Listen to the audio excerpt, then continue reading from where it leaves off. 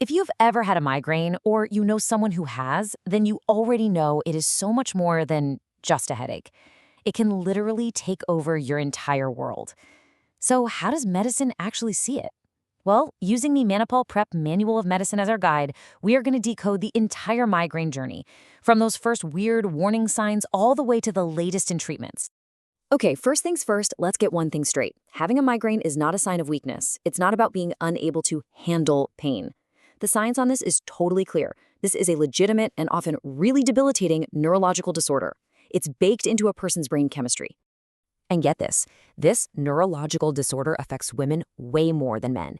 In fact, the data shows that migraines are a staggering 3 times more common in women. And that's not just some random statistic. It's a massive clue for researchers who are trying to piece this whole puzzle together. So, what is the official definition we're working with? Well, a migraine isn't just about the pain in your head. It's a recurrent headache that comes bundled with other issues. Most often, we're talking about strange visual stuff and, stomach or gut problems. It's that whole package deal that really separates it from your average, everyday headache. And that brings us to a really important idea. To truly get what a migraine is, you have to look past the pain itself. You have to see the whole chain of events that leads up to and through an attack. So while there's definitely a big genetic piece to the puzzle, the attacks themselves are often kicked off by specific triggers. Think of them like little switches. For some people, it's a hormonal shift, like during a menstrual cycle. For others, it could be stress, sleeping too much or too little, or even certain foods like aged cheese and red wine. Bright lights, strong perfumes, even a change in the weather. The list is huge because everyone's triggers are a little bit different. You see, a migraine attack isn't just one thing happening. It's more like a journey with a few distinct stages. It can actually start hours or even a day before the real pain kicks in with what doctors call premonitory symptoms. Things like feeling exhausted, having trouble focusing, or being super sensitive to light. Then, for about a quarter of people, comes the aura. This is where you get temporary neurological symptoms, usually visual things like flashing lights or blind spots. And only then does the main event usually begin. That classic, awful, pulsating pain, often on just one side of the head, that can knock you out for days. So you might be wondering, with all these complex and different symptoms, how on earth can a doctor know for sure that what you're experiencing is actually a migraine? Well, it all comes down to a very specific set of diagnostic rules. Now, this is probably the most important thing to understand. There is no blood test, no MRI, no brain scan that can scream, yep, you have migraines. The diagnosis is what we call clinical. That just means it's based entirely on your story, your personal history, and the specific symptoms you describe, which are then matched up against an international checklist. Let's actually walk through that checklist for the most common type, migraine without aura. First off, a doctor is looking for a pattern. You need to have had at least 5 of these attacks. Notice the duration. We're talking 4 to 72 hours if you don't treat it. Then there's the pain itself. It has to check at least 2 boxes. Is it on one side? Is it pulsating? Is it moderate to severe? Does it get worse with basic activity? And finally, you need at least one other buddy symptom along for the ride, like nausea or being incredibly sensitive to both light and sound. Now, for migraine with aura, the rulebook is a little different. Here, a doctor is looking for just 2 attacks that fit the bill. The star of the show, obviously, is the aura itself. Those visual or sensory symptoms that, and this is key, are fully reversible. They have to behave in a specific way too, like spreading out over a few minutes and lasting somewhere between 5 and 60 minutes.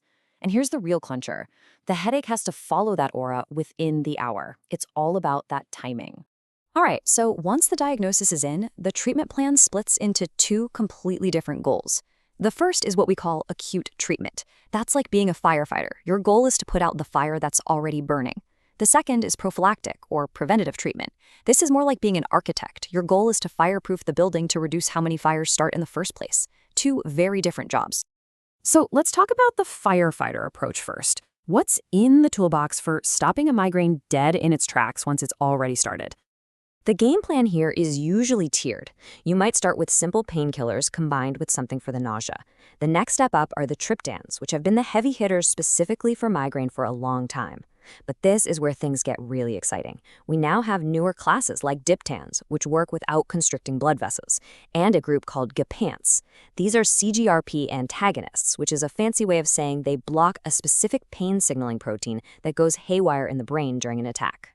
But putting out fires is only half the story. I mean, what if they're happening all the time? That is where the second strategy, prevention, becomes absolutely essential. The foundation of prevention is always going to be lifestyle. It starts with that detective work, identifying and trying to avoid your personal triggers. But for a lot of people, that's just not enough. When the attacks are coming fast and furious, daily preventative medication is what's needed to really break the cycle. Now, what's so fascinating is that for the longest time, the best preventative drugs were actually medications designed for something else entirely. We're talking about things like beta blockers for high blood pressure, certain antidepressants, and even drugs for epilepsy. All of these were discovered, sometimes totally by accident, to be really effective at dialing down the frequency and severity of migraines. And that brings us to the cutting edge, which is honestly a revolution in migraine care. We now have a class of drugs designed from the ground up specifically to prevent migraines, the CGRP inhibitors. Remember that pain signaling protein that spikes during an attack? Well, these drugs are designed to block it before it can cause trouble. This is a monumental shift. We've gone from borrowing old drugs to having a targeted therapy that goes right after the core biology of a migraine. So from a diagnosis that's all about a person's story to treatments that can target the exact molecules causing the problem, our understanding of migraine has just exploded. It leaves us with a really hopeful question. With these new, super specific treatments, are we finally on the verge of making chronic, debilitating migraines a thing of the past? Well, only time will tell, but it's an exciting thought.